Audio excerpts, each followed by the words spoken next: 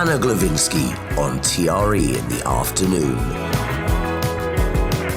Very excited to have Eric Blehm with us this afternoon because I'm fascinated by extreme sports and also mountain lifestyles and the power of Mother Nature. And Eric himself is an acclaimed writer and amazing at bringing sort of stories to life and these extreme personalities and extreme experiences. And in his latest book called The Darkest White, he does a deep dive into the life of Craig Kelly, who's a guy that really paved the way for snowboarding as a lifestyle and a sport, and the heartbreaking circumstances of his death, which, you know, it involves mountain lifestyles, and people who live that sort of life often meet that sort of demise, knowing what they're going into. And this is what I find so fascinating about stories like this. And I'm really excited to hear more about Craig Kelly and his mindset and his story in general. Delighted to have you joining us, Eric. Thank you for your time this afternoon. How are you doing? I'm great. Thanks for having me. Yeah, really pleased to have you. Craig Kelly, why did you decide to write about him? Who was he?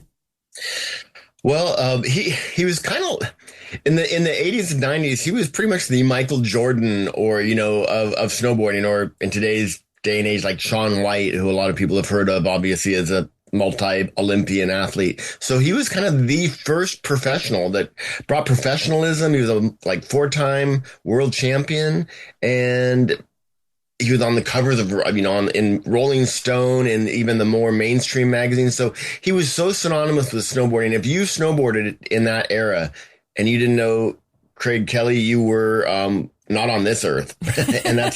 and he was a hero of mine. I mean, I wanted to be a pro snowboarder once upon a time. I ended up going the route of working and for the magazines and being an editor of Transworld Snowboarding magazine. But 15 years after his passing, I was in a lift line, and a kid looked over at a sticker on my board, and it said, "Craig Kelly is my co-pilot." And it's something that we kind of were made right after his passing. And he just looked at me with all honesty, very sincere, and said, "Who's Craig Kelly?" Wow. And I was just blown away. I couldn't believe that there was anybody, a snowboarder especially, on this planet that had never heard of Craig Kelly. And that's when I realized he was being lost to history. And I wanted to go back and honor my friend and this icon and introduce him to a new generation.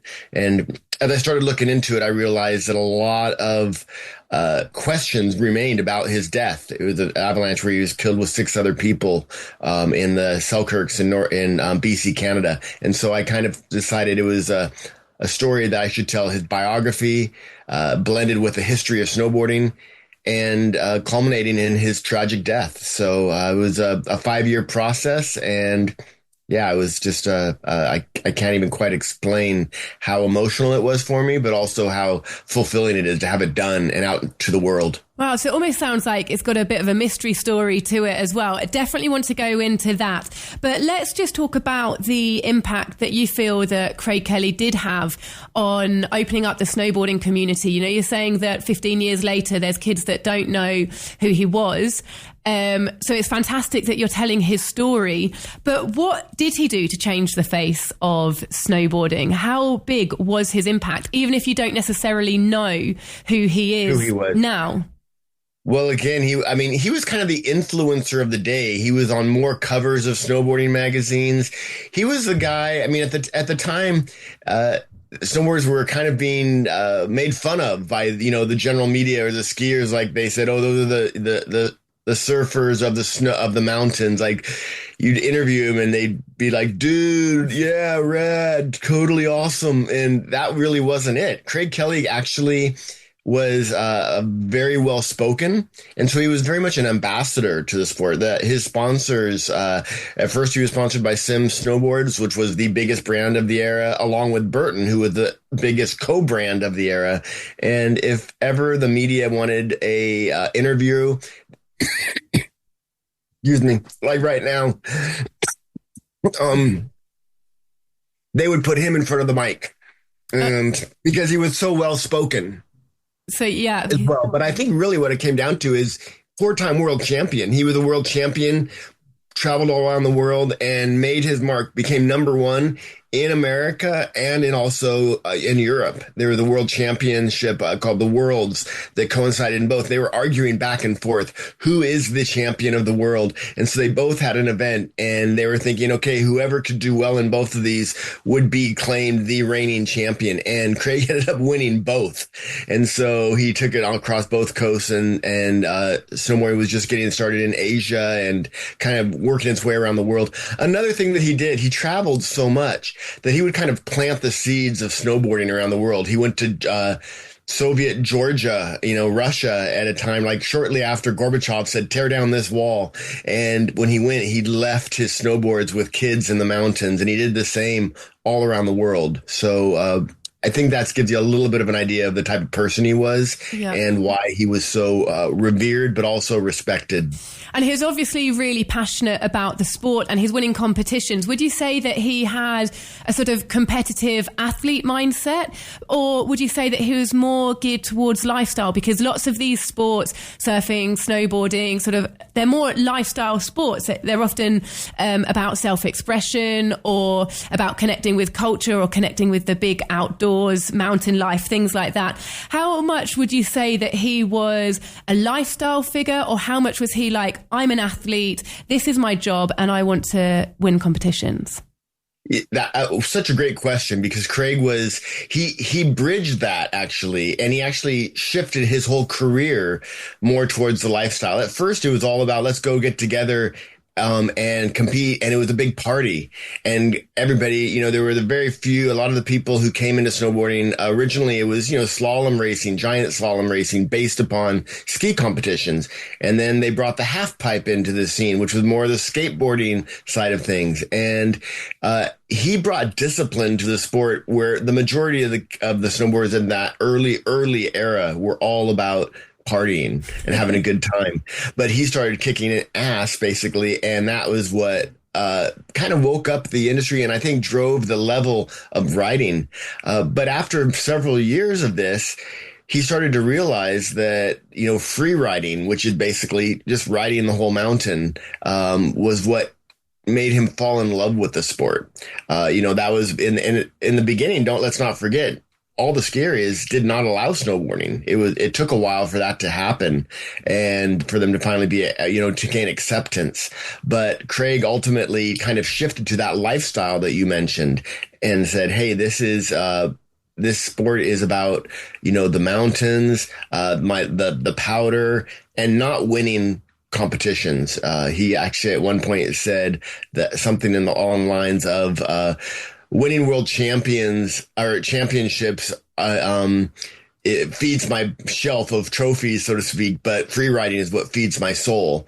And it was just, in that regard, people started then to follow in that direction. And he started making a career out of filming movies and just going out with photographers and letting people document him in that lifestyle, which was really, shifting that surfer image, the soul surfer, into the snow. He kind of shifted in and became the Obi-Wan Kenobi of snowboarding, where it was really about the soul of the sport and finding that perfect run, loving the powder, and traveling the world. Yeah, you do get that sort of dichotomy across these sorts of sports, the professionalism that's needed to become a top athlete. And it sounds like he really paved the way in that direction. But because they're such soulful sports, that can sometimes take away from the heart of it if you're sort of training and just trying to get results. So it sounds like he was a really sort of clued up person who understood both worlds and really had a big impact on both sides of the sport, or maybe not even calling it a sport if we're talking about lifestyle.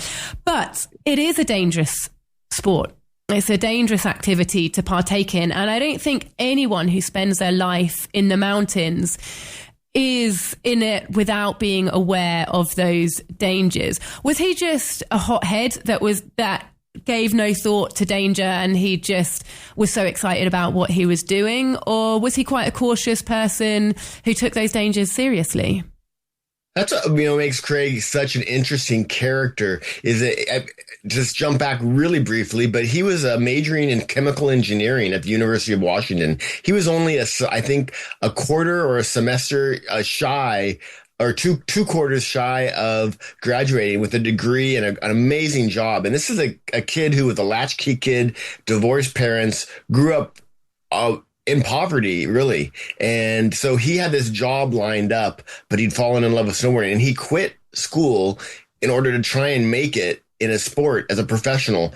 In a sport that didn't even exist yet. And so there was that side of things. And so he was very calculated. He knew what was coming. He saw what was coming. And you shift that to when he started getting into the backcountry, which was, again, as the mountains started getting more crowded. And powder snow is really, I mean, the snowboard is built for powder. I mean, that was really what the draw was originally, to surf powder snow. And that means it's wild snow and off the piste and off the, the groomed runs at the resorts. And so he really did become a student of the snow and of the mountains. He learned, he wanted to be safe. So it wasn't just that he would look at something and say, I'm going to go huck myself off of this cliff, or he actually understood what could happen when he lands, and that the snow could break free, and it could, break free on others below him. And he really took it upon himself to school himself. And so he was, even though it was a very risky endeavor, and he knew that, he did take the time to, try and spread the word of avalanche safety and spread the gospel, so to speak, of, powder snow is awesome, but it's like a siren call. You get pulled into it, and that could happen. And so he was actually ultimately shifted his whole life towards that. His goal was to become a mountain guide towards the end of his career. Again, showing the world that snowboarders are they're just like skiers and mountain guides and ski racers. There's so many different things you can do to continue living that lifestyle. And some people would say, hey, Craig, every year, you're not competing anymore. Now you're free riding. Now you become a guide. And he said, if you really look at my career, in one quote, someone asked him, and he said, what it really is allowing me to do is one thing: to keep snowboarding. I'm recreating myself, but what am I doing? I'm still getting a paycheck. I'm still riding the snow. And so many people followed in his footsteps, myself included. It was Craig Kelly who made me want to be a pro. And here you are today, still making a living in the world of snowboarding. So yeah, totally. I came full circle after writing books and doing the snowboard magazine. Coming back to tell the story really was kind of full circle to my roots. I got into journalism for that reason, to work for a snowboarding magazine and see the other world.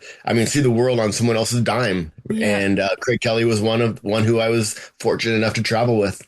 And with what you were just saying in mind, the fact that he was so aware of avalanche safety, there's an irony there that is what led to his tragic death in the end. Was it a lack of knowledge on his part? Is it because there's always an element of risk when you go into the mountains, no matter what?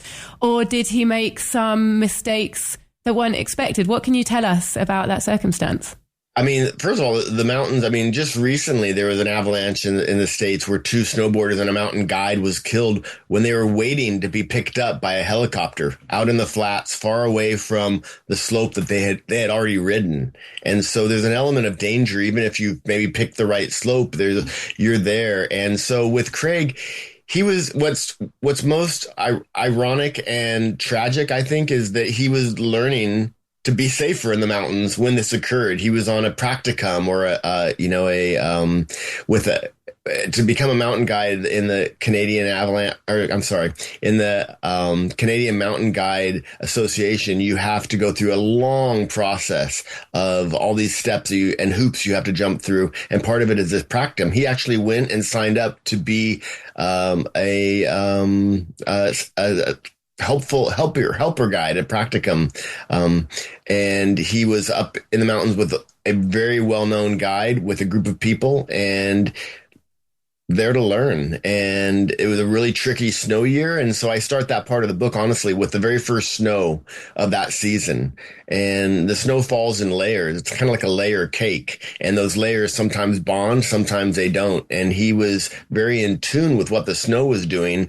But he wasn't necessarily in tune with the area he was riding in, and taking the advice of the main lead guide who was there with a group of people on a run they'd ridden many, many times before in similar snow situations. So the book really lays it out exactly what's going on in that situation. But as Craig said himself, what often happens in those situations is the human factor. And you are given a choice. Like, do we do this? Do we not do this? Things that happen. And sometimes you ignore your better judgment. Sometimes the tests that you do, probing into the snow pits that you dig in that area, whatever it is, they are not, it's not an exact science. You do make mistakes. I think a guide can only make the mountains safer. They can't make them safe. And, sadly and tragically, 13 people were taken in this moment. And there's a moment when Craig was at the end of a line climbing a slope and this whole slope let loose. And if you can imagine, there's 21 people total. 7 people are left on top looking down at a slope, and 13 people have been erased from the planet in a second.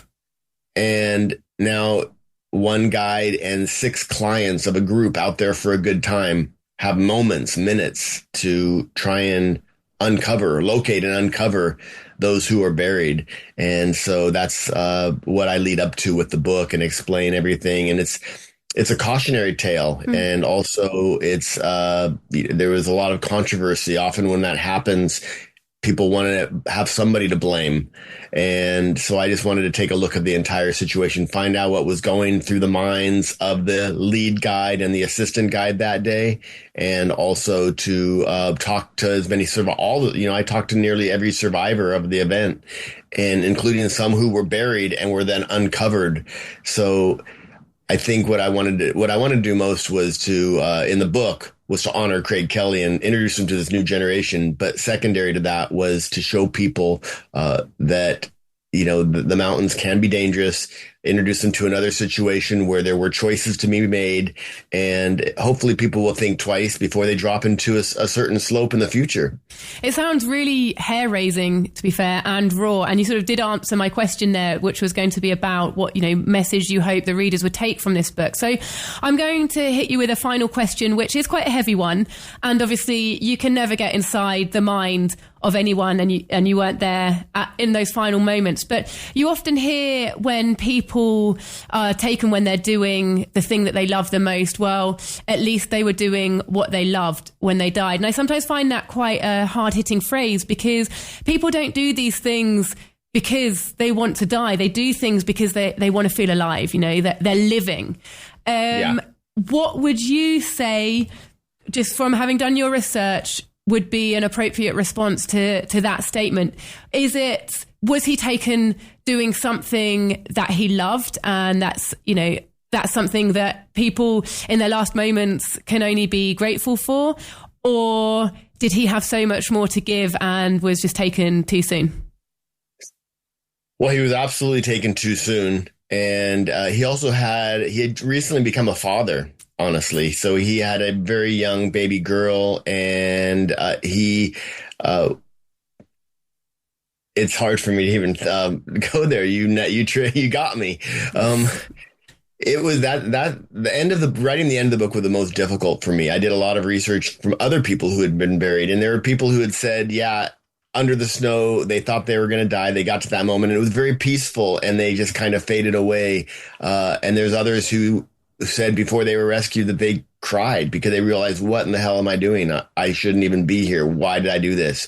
I think Craig absolutely, they say that I did a whole research on near-death experiences and what goes through the mind. I wanted people to understand, much like Sebastian Junger did in The Perfect Storm. He explained the physiology of drowning and what happens in that situation. I did the same with avalanche burial and asphyxiation, which is how most people die, and how your cerebral cortex kicks in when the rest of your body doesn't, and you have this flood of memories. And oftentimes what you go to, and what these people who have done that and then come back say, they go to their loved ones.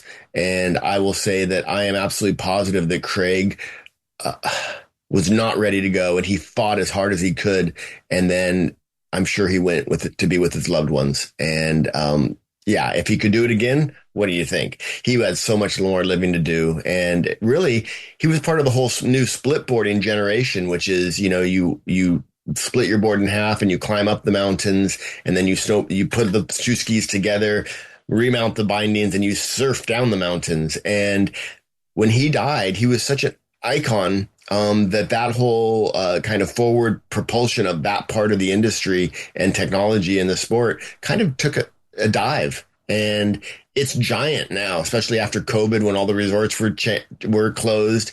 A lot of people were going up by their own human-powered means to get up the snow and then earn your turns, come back down. And so a lot of people say, had Craig survived, split boarding would have exploded a decade earlier.